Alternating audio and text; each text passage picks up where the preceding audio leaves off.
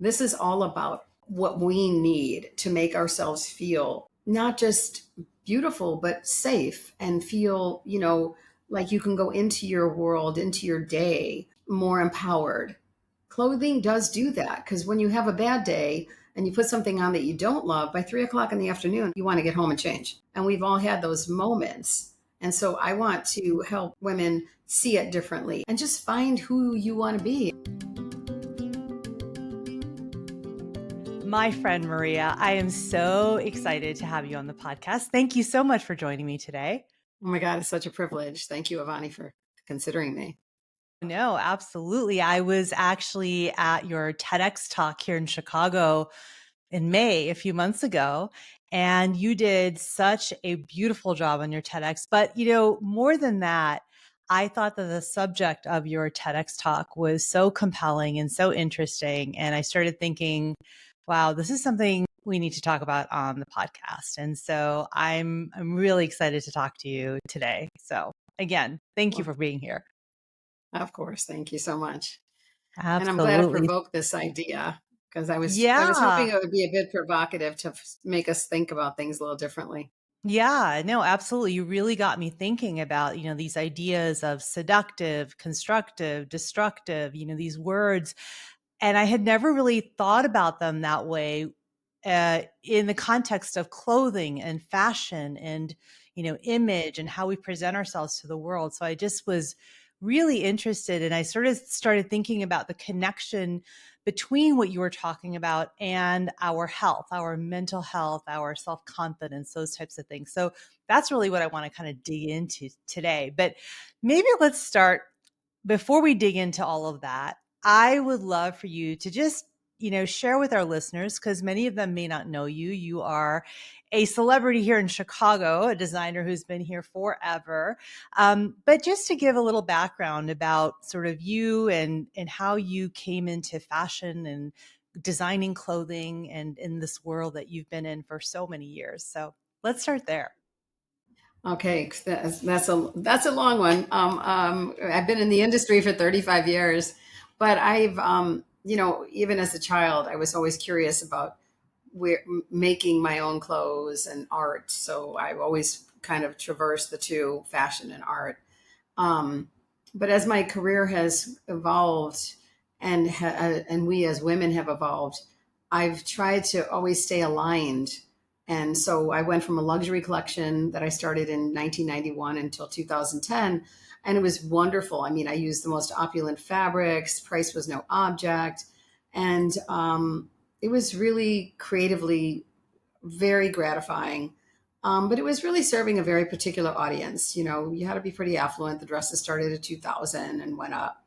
And again, that was a wonderful experience to understand, to educate myself in terms of material, construction. And then in 2000, around like 2011, 12, I realized I really wanted to pivot and have a conversation with more women in the room. And so I actually stumbled on this fabric at a fabric trade show. It's from Italy and it's all machine washable. And that was the catalyst to this new collection that launched in 2013. And it's more accessible. The dresses start at 200, but more importantly, it's really about meeting you where your needs are in terms of comfort. It's machine washable, hang dry. We're time starved more than ever, and yet we want to have, and we should have, a pretty foolproof way of dressing so it takes out some of the angst. And so yeah, we launched this brand in 2013, and it's really all about serving women, having purpose. Form does follow function. Hmm. Yeah. And I love that because you went from such, the extreme of designing these beautiful, absolutely beautiful, bespoke, um, luxurious, high fashion gowns for some of the biggest names in this country, including Michelle Obama. She wore one of my dresses for the speech for the DNC. Hmm. And she wore, so remember when they did the bump, when they announced that he was going to run and they did the fist bump, Yes. she was wearing my dress for that. And she wore my dress for the first day at the White House. Those are the three Okay. probably most iconic Got moments. it. Yeah. But she was wearing my clothes all through the campaign trail. Amazing. Yeah. Amazing. Yeah. And so you have designed, these beautiful gowns and dresses for some of the most prominent women in this country, celebrities, politicians, people in politics. I mean, it's just been incredible. And then you went and pivoted, like you said, to this very accessible line that was actually speaking to maybe not a different audience necessarily, maybe some, but I think To to a some different degree. need for women, right? Yes. That's what And on some levels, both. You've hit it on the head. Yes. yeah. And need, Yeah, like need mhm, and mhm. purposeful. And so, what I have always thought of, when I think of you and your designs is that you're really known for elegance and beauty and luxury, right? High fashion. And then this new line is also about empowerment for women and really helping them show up in the world to do all the things that they want to do. And so I think maybe this is where I'm starting to think about this idea of seductive. And so, what do you mean by clothing as a tool for seduction, or the seductive nature of clothing? Excellent question. So, I mean, the seductive aspect of clothing is probably the creativity, the design, the beauty, or we're as soon as we see something that's beautiful, we want to touch it. We want to put it on ourselves. We want that to help us feel the beauty that we see in that garment, right? So, you know, because we all want to be seductive, and it doesn't have to be in a provocative way. It could be in a way of like you're going into an interview and you want to seduce the people that are interviewing you so you get the Mhm, job or mhm, whatever that moment is.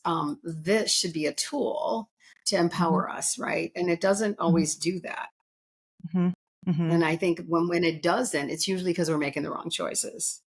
Or perhaps we're looking at clothing differently. Because I think, what's so interesting about clothing is that it can affect your state of mind considerably. I know that, a lot of people who sort of, are maybe critical of fashion, of clothing, they'll say, well, that doesn't matter. It's just frivolous, it's superficial, et cetera, et cetera. But I mean, there's studies that have been done to show the effects of how you show up in the world, the clothing that you're wearing, and your state of confidence, your emotional health, your mental state of being, right? We know that there are links between those things, but there's still a lot of people who will say it's all superficial. So, I'd really like to ask you, how do you look at that idea, or how do you push back on that idea that clothing is frivolous, superficial, doesn't matter? I mean, I don't like the expression of, because the word judge is in it, but we do judge a book by its cover. We do evaluate or we form opinions.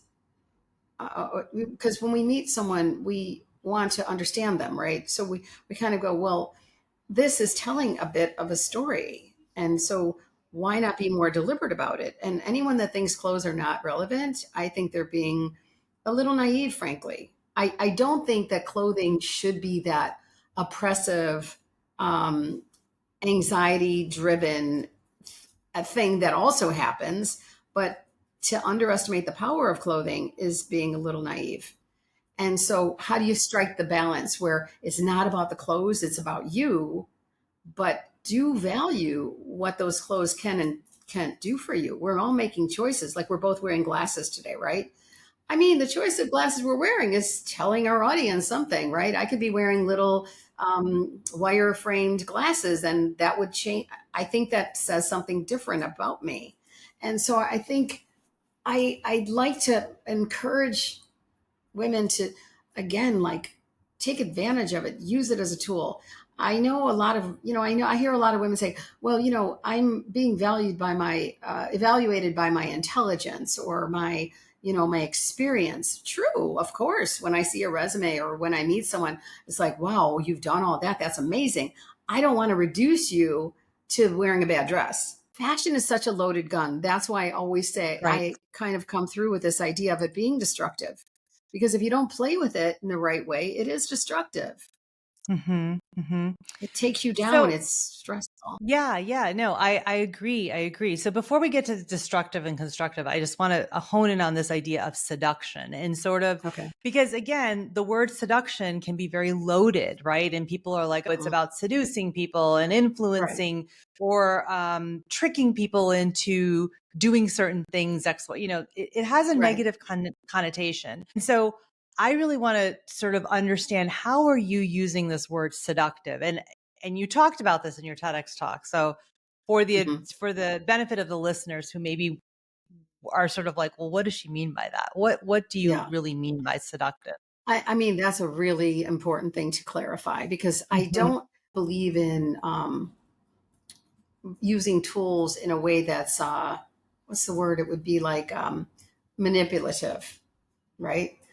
For me, the word seductive is a beautiful word. It means like, I mean, who doesn't want to be seduced? Like when you're trying to date or you're looking for in a new relationship, you know, it doesn't have to be foul or manipulative. My interpretation is a beautiful aspect of it. Beautiful clothes do seduce us. It makes us excited. Like you want to put that on to feel like a better version of yourself. So I find that in the through line of my TED talk, those three words are really important. But I appreciate how you're challenging me on the word because I do not want it to have that negative connotation at all. Yeah, what's coming up for me as you're saying that is that you're almost using the word seduction or seductive as sort of the experience that we have when we put on a piece of clothing. It's about even being seductive to ourselves of saying, I feel really great in these clothes. I almost feel like it's a little less about what the other person is going to feel and see. It's about how we feel, and then it influences how we show up. Is that what you're kind of getting at? Absolutely. Because at the first and foremost aspect of what we put on our body is for us. It should be Mm, about us. It should make us feel like a one of my clients was interviewed and for an article in Women's Wear Daily, and she said, Maria's clothes make me feel like a better version of myself. This is a mm, tool. I mean, I consider all of us beautiful. At the core, we're beautiful, but what we put on our bodies can also help continue to tell that story. The choices right. we make, the colors we wear, the just those elements, like as opposed to not being deliberate about it. Mhm, Did I mhm. answer that Yeah. question right? Yeah, absolutely, and so I think that that's sort of you are really using the word seductive in a very different way than most of us will first think of it. We always think of Mhm. it as seductive in the sense of how it relates to somebody else, but I feel like what you're saying is, how does it relate to you? How is it making you feel and show up? That's what First I'm and really hearing. foremost, first and Yeah. foremost, 100%. This is all about what we need to make ourselves feel not just beautiful but safe and feel like you can go into your world, into your day more empowered. Clothing does do that because when you have a bad day and you put something on that you don't love, by 3 o'clock in the afternoon, I don't know about you, but you want to get home and change. And we've all had those moments. And so I want to help women see it differently and make less mistakes and just find who you want to be. I don't care what it is. It could be very simple. It doesn't have to be some elaborate wardrobe orchestrated. It could be very simple. I always go back to Steve Jobs, black turtleneck and jeans. Whatever it is, I think women, we have it so much harder than men. And I think the fashion, that's why I think fashion is destructive because there's so many things that play into us.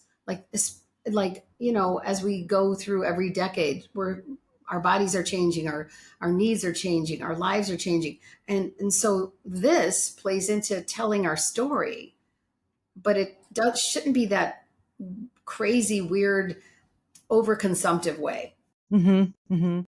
Yeah, and the other thing that I'm thinking about as you're saying that is that in the same way that our environment can affect us, right? The actual physical space. You're sitting right now, our listeners can't see us right now, but you're sitting in your beautiful office with beautiful paintings and objects around you. I'm sitting in my office with, all the things that I love. And it influences how I feel when I'm working. We're both in our offices, right?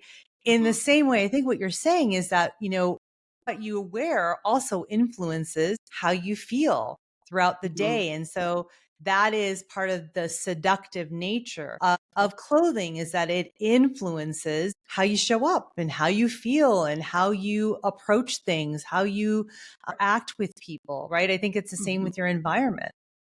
100%. 100%. Yeah. Because your home and your whether it's your home or your office, these should be elements that lift you up. Like my home, I consider my Mhm. sanctuary. Like, Yes. whenever I get there, I just feel like calm and safe and I can exhale and, Right. take everything in.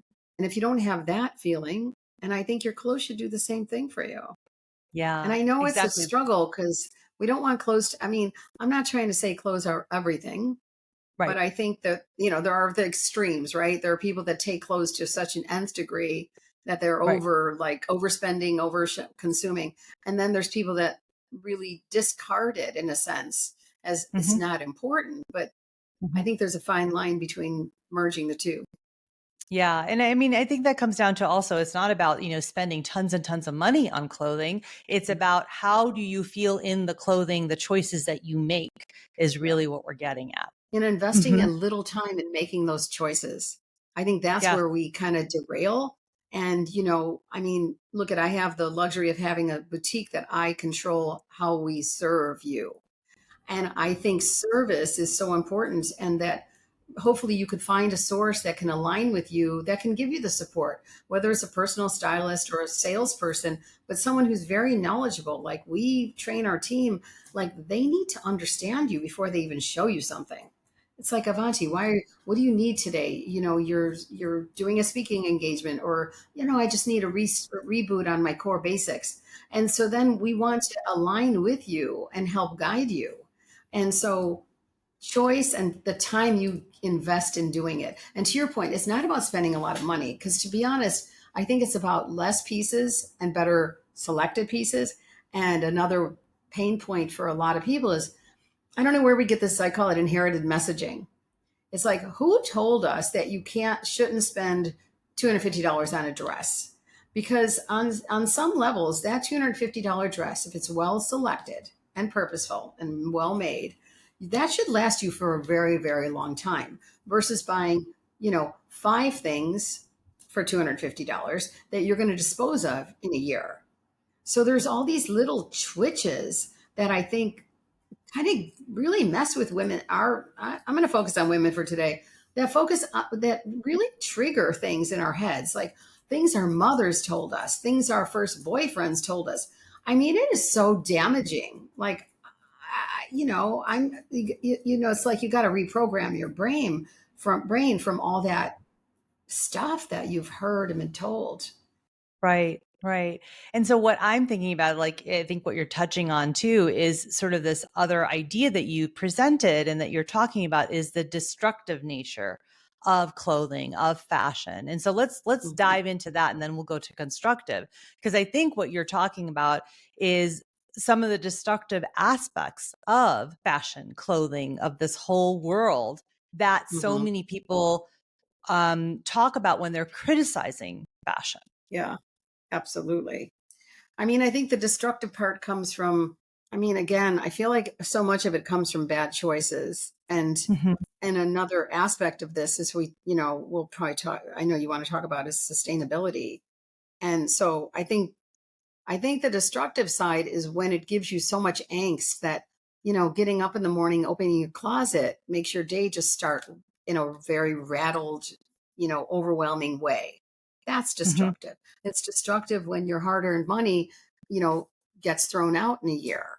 That Mhm. object, it has no use in a year, or a Mhm. season, or sometimes I mean, there's things that we discard that still have a tag on them. Right. That's all destructive, both to Mhm. our personal, you know, purpose and feeling good about ourselves, because those are not good feelings when you feel like you've made those mistakes, right? We all Right. have angst Right. about it. I mean, years ago I Mhm. read a book on feng shui and it really helped me. It's like, It doesn't matter what you paid for. It doesn't matter who gave it to you. If it's not serving a purpose, you need to get rid of it because Mhm. it's blocking your energy fields. And I Mhm. live by that. And so the Mhm. more important point is how to avoid the destructive pitfalls. And it's kind of like, first and foremost, it's about knowing yourself. Like, Right. who are you? And it's like, are Right. you Laura? You can't be Laura Ashley one day and Gucci the next. I try to use extremes to make it like, yeah, Right. you've clearly got that idea. But so like hone in on like, and be kind to yourself in this process, be empathetic with yourself because there's so much destructive messaging in terms of how we look, right? I Mhm. mean, men have it so easy. I mean, no one talks about their bodies like they talk about women's. And it's Right. like, okay, it's like we all have this ideal of what we think and want to be. But Mhm. then we are who we are and we're all beautiful in whatever Right. that is and Right. not like pushing ourselves to be unhappy with what you're not Mhm. and focusing on that. Right. And so that's sort of that, idea of seductive and destructive, because if when we take that to the point where we're saying, how I feel in my clothing is dependent on my body shape, my size, having certain, designs or logos or a certain type of thing, or, being influenced by what we see in social media. That's all destructive. And that's sort of that idea of fast fashion, of like having the newest trend or following the newest trend, because that's a trend that's outside of us versus inside of us. I mean, if you like the trend, wonderful. But if you're just doing that because it's a trend and you want to fit in with everybody else, that's a whole different story. And I feel like those are sort of the seductive, destructive pieces That's that you're talking about. destructive, 100%. Hmm. And to your Hmm. point, I mean, there are cute trends that if you really like it, yeah, then okay, Right. play in it. But I would tread lightly because, I think there's a way to dress in a really beautiful way that Hmm. doesn't have to be driven by the right who says what's right or wrong to Right. wear, right? Who do you Right. follow? Right. Be careful who you listen to. Right. Right. And so how do you go from being seductive and destructive and form that into being seductive and constructive from your perspective? So, I mean, I think the foundational part of that is number one, knowing yourself and be kind to yourself about it. Like I'm 5'3", I'm a certain age, I'm a certain body type, I'm this, I'm that. It's okay. Love it. Be it. That's who you are. And then take the time. The constructive part is then secondarily taking the time to really understand how to dress yourself. How do I think, I think that we're sometimes really not as deliberate as we should be.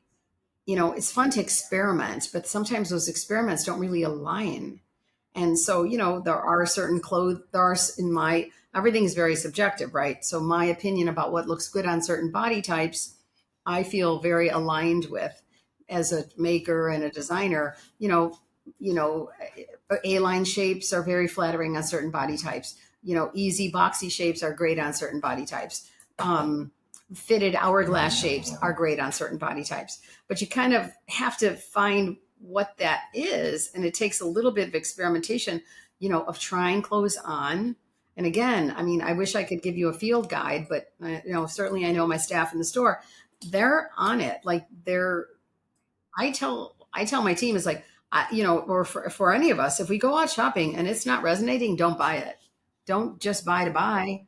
Um, so I think the constructive part is a bit of an investment in ourselves first and foremost. Know who you are, what you want to say, and some people love color, some people don't. It's okay.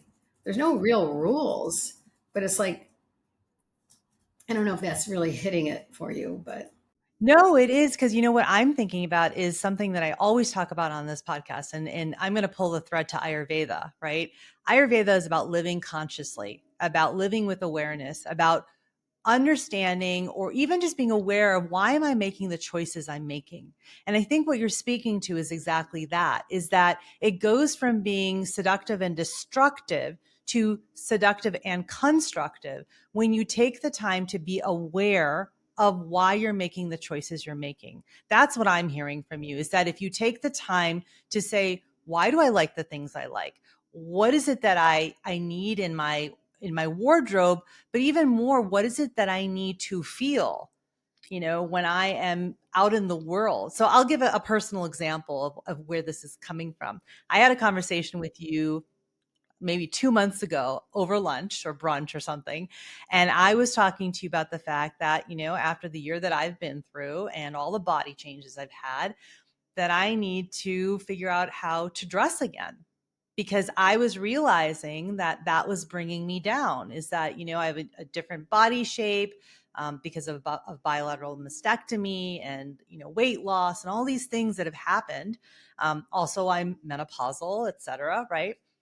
So I was finding that I was going into my closet and not finding anything to wear or not knowing what to wear. And we were talking about this, and you really encouraged me to ask people to help me and not to try and figure it out all on my own. And, come to you to talk to you because, I have that benefit. I'm friends with you, but also to maybe ask a stylist or somebody to help me, or have, a family member or a friend who has really good style and who could help me sort through my clothes.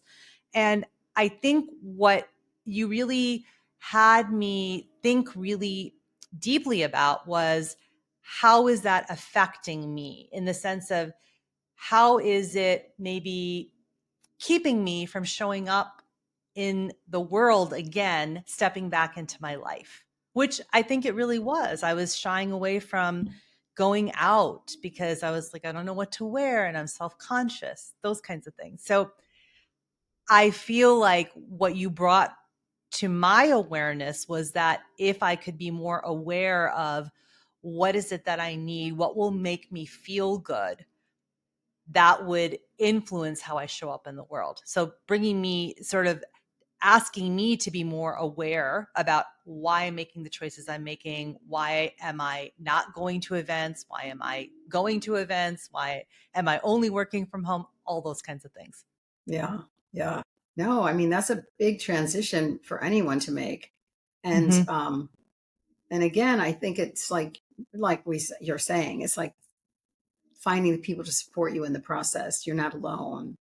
Right. And again, it's like I mean, I find words like empathy really important in these conversations.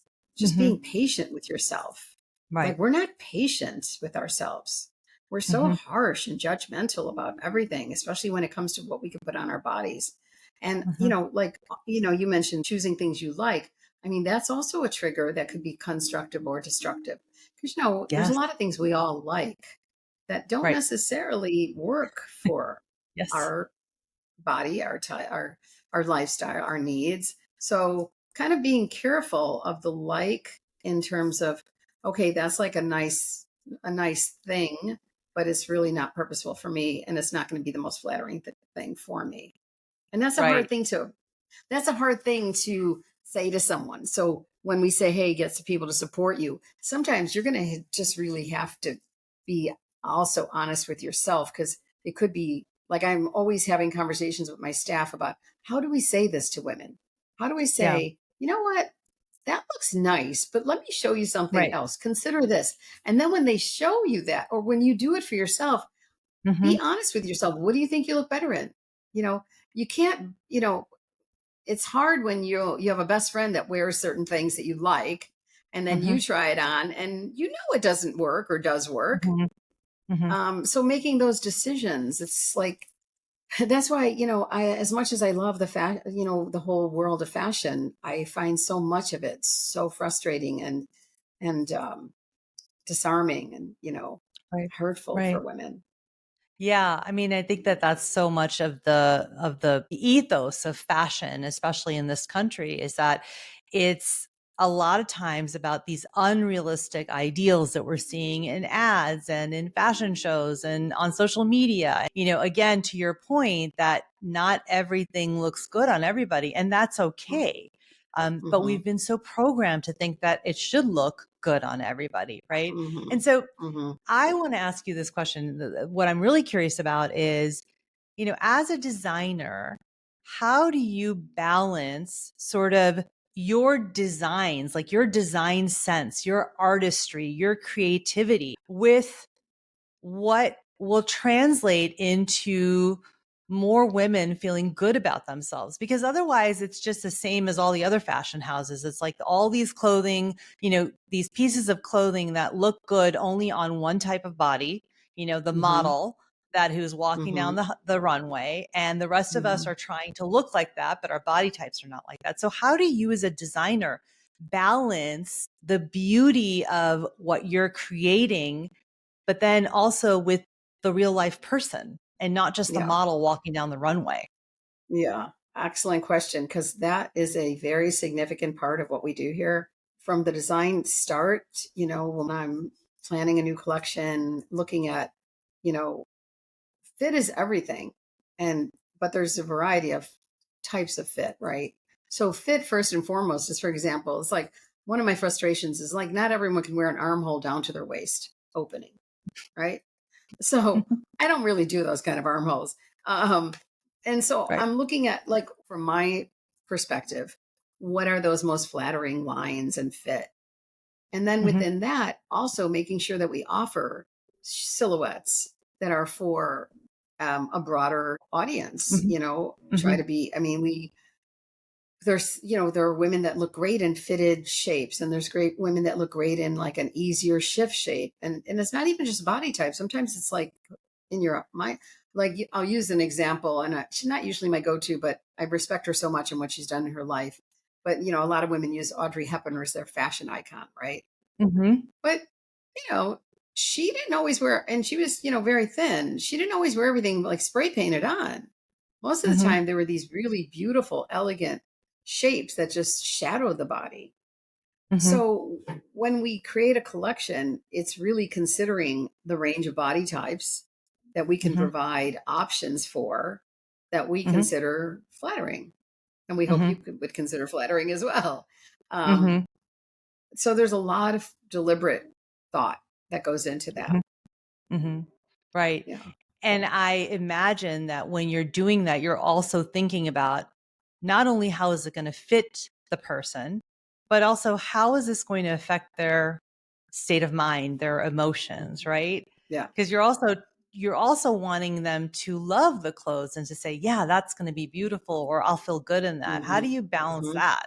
Because I feel like these are a lot of things that most of us don't think about, how difficult it is to be a designer like you, to have to take all of these different things into consideration when you're creating clothing. It's not just Hmm. about sewing some beautiful designs and putting it on a model and then that's it, right? So how I do you think about wish. that? I think because I went through that whole like period of time doing, very luxury designer level, price Mhm. points, and there was less concern or thought around that idea. And when I did this when I moved transitioned to this collection, if you want to have a conversation with more women in the room, then you better be able to dress more women in the room in a thoughtful Right. way. And Hmm. I I I think I've always had a great deal of empathy for women in terms of self acceptance and body awareness. And so that always played into it. Like, how can I make clothes that make more women feel good about themselves? Yeah. My favorite thing that happens is women will come to me and say, "Oh my God, I get so many compliments when I wear your clothes. Like, no matter where I go, I'll be getting on a plane, and someone stops me, or my husband says, here, here's my credit card. All I want you to do is buy Maria's clothes because like you look amazing." So I like to think that what we consider as like really important values here in what we design, that it plays into function and purpose Hmm. for women.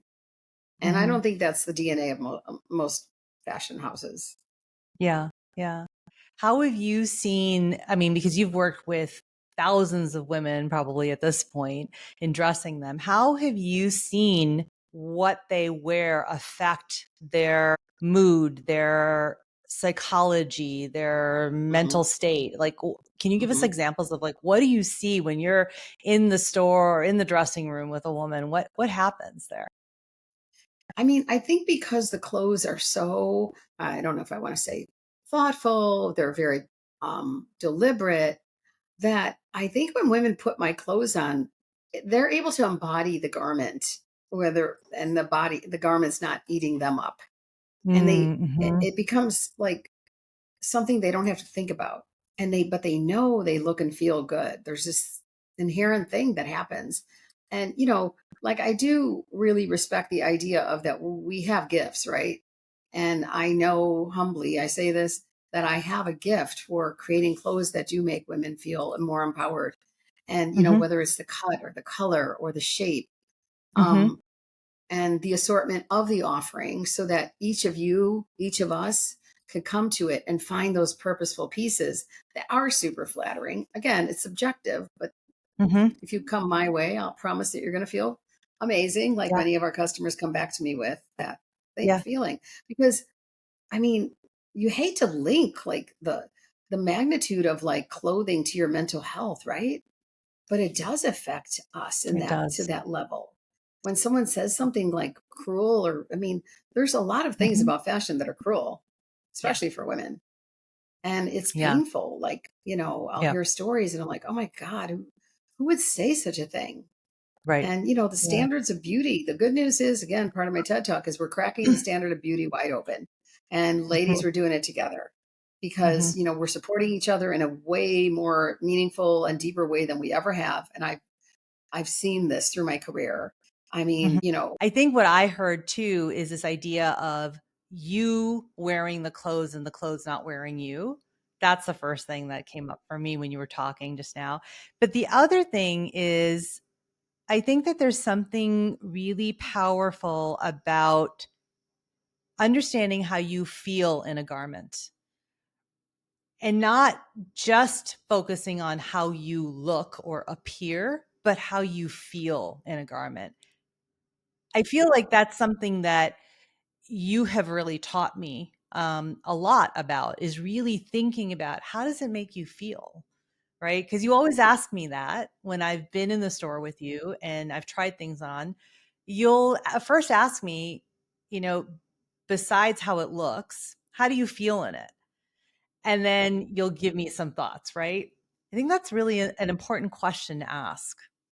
yeah, I mean, because you do know, like when you put something on and it feels effortless, or when Hmm. you put something on and you're twitching in it and things are not feeling aligned, Right. whether, the garment's cut wrong for your body, or maybe the Hmm. size is wrong or the style is wrong. So, yeah, like it's kind of flashes to yesterday. I had a fitting and I always say to my fit model, how do you feel? How does that Hmm. feel? Like, are you moving in it comfortably? You know, I mean, a big piece of everything right now is about comfort. I don't care if it's Hmm. for a black tie, a fundraiser. I mean, something very elegant should still be, there should Hmm. be a element of comfort. And it should make you feel a strength, a power. Yeah. Yeah, I'm thinking about the fact that you can be wearing your favorite, band T-shirt, Hmm. whatever it was. It could be like 15 years old or a college sweatshirt or whatever it is. And it may not be the best cut, it may not be the best color, but you feel so good in it that the way Yeah. you present yourself is like, of course, it looks amazing on you, right? Yeah. I know that's a little contrary to what you're saying, but I mean, obviously the fit and the fabric and all that matters. But I also think that there's a piece of how do you feel? Like, how do you stand up? How do you show Yeah. up in the world in that piece of clothing because of how it Yes. makes you feel? 100%. There's like a Yeah. sentiment that sits. I mean, there's like Yeah. you take it back to energetic fields. There's a sort of sentiment that lives in a Hmm. garment in some respects Yes. too. I mean, Yeah. because I think we all have, and I'd like to think that we could strive for having more of that, but we all have those pieces in our wardrobe that give you that make you just Yeah. feel like special and beautiful. Hmm. And, my goal is to get it to where 90% of your closet is that, not 9%. Yeah. Yeah. Okay, so before we go to some of your tips and tricks for women, because I know so many people are going to want to know that from Maria Pinto for sure, is I want to just turn really quickly to sort of sustainability and how does that play into, the relationship between fashion and health and sort of this idea of constructive, destructive, and even, specifically for the clothes that you create. Now, I know I just asked you like three questions in one, but we'll just start there anywhere that you want to start with Sure. sustainability. Okay, so as a brand, we're completely sustainable. We use all recycled materials that come from Italy. We use very well run factories where people are treated well. We check all the boxes as a collection and a brand. But the deeper part of sustainability that I want to instill in women is how are we sustaining things in our wardrobes? How are we making the right choices so that you don't want to throw it away in 6 months, a year, a season, a year? Like, most of my clients come to me and say, I'm like, Maria, I cannot get rid of your pieces. I will keep them, cherish them forever. That's what I want to hear. I mean, and to that point, you know, sometimes, so how does something not sustain in your wardrobe? It could be the fact that it's fast fashion and it's not made well and it falls apart. It could be that you, again, I'm going to put it on ourselves, we make the wrong choices and we're like that, we've got to get rid of it. Like, it's wrong choice, got to get rid of it. I don't want to be reminded about it. But so how do we avoid those pitfalls? um because the average US consumer throws away 81.5 pounds of clothes a year. That's a Wait, say lot of that again. clothes. 81, what? How many? 81.5 pounds of clothes every year. That's the Really? average. Uh, My goodness. and look at all these channels. I mean, Real, like these secondary Yeah. channels. I mean, Yep. you could find things that are barely worn or still have price tags on them. People made mistakes, right? So, how do Right. we help ourselves avoid the mistakes? And, again, like if we're going to talk about sustainability, we've got to reduce what's going into landfills. Hmm. Hmm. And it's, how do we make those purchases that you will want to keep for a long time? And it's also Right. like our collection, the fabrics are all like they're a high tech fabric. So the machine washable, hang dry, but they don't abrade. I mean, I have my first black pieces from 13 years ago and the black is still Wow. black because it is Wow. nylon and elastic. Right. So, I mean, I think that as a maker, that's how I contribute to helping all of us be more sustainable. Yeah. No, I love that because I think it's also, so many of the conversations are always about what's outside of us, which is important, right? How was the clothing made? What factories? And you addressed all of those. But I think this piece of our own personal responsibility in Mm, sustainability of are we only buying fast fashion? Again, there's nothing wrong with fast fashion if you can make it last longer, right? yeah, But this yeah, idea of fast fashion is that you're supposed to buy a new piece every 3 weeks is is right, the way fast fashion turns right, over. That's not right. sustainable at all, So I'm right? going to take it back to what I know is so important to you in terms of Ayurvedics. You know, Mhm. it's kind of like food. Food is not entertainment. Food, well chosen, is for your health. I mean, I've been doing Chinese medicine for 30 years, and I know that there are certain foods for certain conditions. There's foods that help cool the system. As like we talk about menopause, there are foods that help cool you down. There are full foods that actually heat you up. And the same thing with clothes from an Ayurvedic perspective. It's like clothing, it shouldn't be entertainment in the way that we've let it become. To your point, is shopping, shopping is a hobby, a sport. I mean, there should be a more deliberate act. It's kind of like going into a store knowing you need that new pair of black pants, but you come away with a sequin sweater. I mean, it's seductive. It caught you. It's the cake and frosting theory. So, it's really easy to be seduced by frosting. And so again, this comes back to making those deliberate choices. So like when clients come in, I really enjoy, I'm not in the store a lot, but when I am, I really enjoy listening and working with women. And, I'll even pivot that to for them and I'll say, well, that's a nice piece, but you're eliminating, like if when it comes to the final selection, right? They might eliminate the core basic pieces because they want that frosting piece. And I'm like, look it, I recognize that you're not interested in buying all these pieces. That's cool. I just want to make sure you leave with the right ones. And I think that you should keep the basic pieces and let go of that bit of frosting that's fun to have. It's distracting, and that's where the, destructive part comes. Yeah, and I Yeah. think that you're so right that, again, making the analogy to food as, sort of something as entertainment and, and it's not that you can't get joy and have it be celebratory, etc. Even clothing, you can do that. But I think what you're getting at is the idea that it should not be, again, a unconscious choice where you're using it to numb yourself. So shopping is a Right. sport to numb Right. other feelings, right? Mm-hmm. That's when you're not aware of why are you shopping? What are you getting?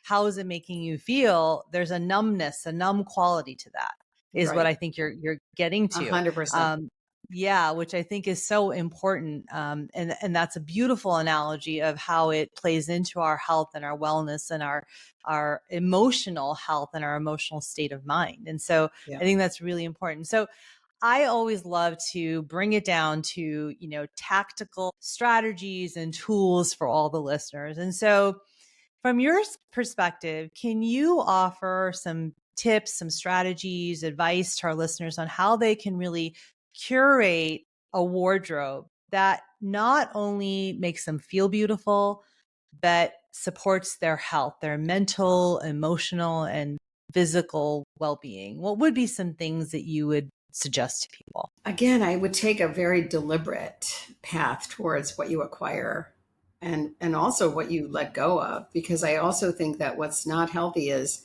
opening your closet and seeing a lot of things that you can't wear or don't want to wear, or and they're just hanging there. Again, back to feng shui. It doesn't matter who gave it to you. It doesn't matter what you paid for it. I think clearing your space, there's always someone else you can give it to, donate it, whatever. But like clearing your closet, making it really meaningful and purposeful, and letting go of things that you're not or you're not going to be again. It's hard to do that because we all hold on to that. Those are the pain points of being a woman and aging into the next phase of our lives. Embrace the next phase and find those things that really elevate and serve you well. Again, I think it's more being more deliberate about your purchases and giving yourself taking a little extra time for yourself. It's like, shopping. I mean, there are people that like shopping is, as you said, a hobby, and they're out on every Saturday, browsing stores. And then there's people that are really looking to define their wardrobe and sometimes not taking the time. And it doesn't have to be every week. It could be more like a very deliberate seasonal thing, or it could be a very deliberate life cycle thing. To your point, like when you were in this recovery state and you were seeing a new Avanti, it's like, okay, so who am I? Who do I want to be? And how do I want to pivot that? And then taking your time and, maybe go into a store and not make the decision the same day. Go in, look at things, try them on, take pictures of yourself, go home, think about it. Like, how does that? And then if what those when those things keep pulling you and drawing you, that's the right piece or thing. Hmm. And less is Yeah. more. Yeah, absolutely. I think that, what I was imaging as you were saying that of clearing the space is that really you're thinking about, it's almost like this idea of digestion, keeping what you Mm-hmm. need and getting rid of what you don't, right? And Mm-hmm. that's kind of that's what came to mind when you were saying that, is that, really looking at this as an act of digestive health, right? Mm-hmm. Mm-hmm. How do I feel when I go into my closet and there's so many things that are piled in there, but they're just taking up space and clogging energy, and they're creating toxins, right, in my environment. Mm-hmm. I'm just relating it back to Ayurveda and digestion, but I almost feel like that's a big thing for me personally. When I went through this process, 2 months ago of really clearing out my closet, I took a lot of things out. I mean, probably 50% of my wardrobe, because I've had such extreme changes in my body. And I also realized that a lot of things just weren't going to make me feel good and weren't making me feel good. I actually tried on Mm-hmm. everything in my closet. It was a it Mm-hmm. was a painful No, but exercise, that's but but really, really that's the helpful. investment. But that's the investment I keep talking about. You had to do that, even though it was painful. You invested Right. in yourself. So it isn't even about spending money. It's more about Hmm. investing your time. And, Yes. another thing, Avanti, you made me think about is like, how we talk about like live in the moment. Like sometimes you got to let go of the past and be in the moment and think about the future. A lot of what we consume and have in our space, whether it's our physical environment or our closets, is they're tied to a past thing, a past life, past moment. And, as you were saying, like clearing your closet, I was thinking, we all hold on to those things because they have some emotional tag to them. And sometimes letting that go just feels so liberating. I know for myself. I try to do one of your podcasts recently I listened to was about clearing. And I was so appreciated. I'm sorry, I don't recall her name, but I was so appreciated. Yeah, I so appreciated what she said was do it in small bites. So for you, you did your whole closet. That's great. But maybe one week you go through your sweater drawer, another week you go through your shoes, another week you go through like do it. I found that helpful because I'm so overscheduled. I don't always have the time to take a couple days and like really dive in. But I do think it's like that's the like kind of a emotional bondage. It just like pulls you down into a whole nother person because we do evolve and we are different people at different stages of our lives. And we should be allowed to be that new person. And if you're looking in your closet and you see this dress from 20 years ago and you're like, but do I ever really want to wear that dress? Even if it's the same size, it's not about fit. It just might be a different like stage of your life, a different person. Right. It feels like what you're saying, and I'm hearing this over and over again as a thread, is that it comes back to awareness of just being aware of taking the time to be aware of how do you feel in something? Where are you in your life? How do you want to show up? Who is the person you are that you are becoming? Right. And Yeah. then taking a thoughtful look at how am I showing up? Does what I have to clothe myself reflect all of those things rather than just Yeah. being numb and sort of not considering those things. You nailed it 100%. That's Yeah. everything. Yeah. Self-awareness but also just having that level of kindness to yourself. Because I do again, Hmm. I and my the destructive side of fashion is I don't think it's kind. And I think it just sometimes we say such harsh things to ourselves because we Hmm. can't wear certain things or whatever it is. So I think being kind to ourselves. Yeah. No, I think these are all amazing. I know that we're coming up on time. So I just want to ask you one last question that I always ask all of my guests, which is if I offer up the phrase to catalyze healing, what comes up for you? I think the idea of slowing everything down Hmm. and just sort of really trying to stay more in the moment because I think that's the way to true health. Just being calmer, still, Yeah. finding more stillness. Yeah. Maria, thank you so much for this Yeah. conversation. It was so thought provoking and interesting. And I so appreciate you being in my life and you helping me through a really, really interesting time of life and helping me show up in the world the way that I want to. So thank you, Well, Maria. Avanti, you inspire me beyond. I can't wait to get your next book. Thank you. Thank you.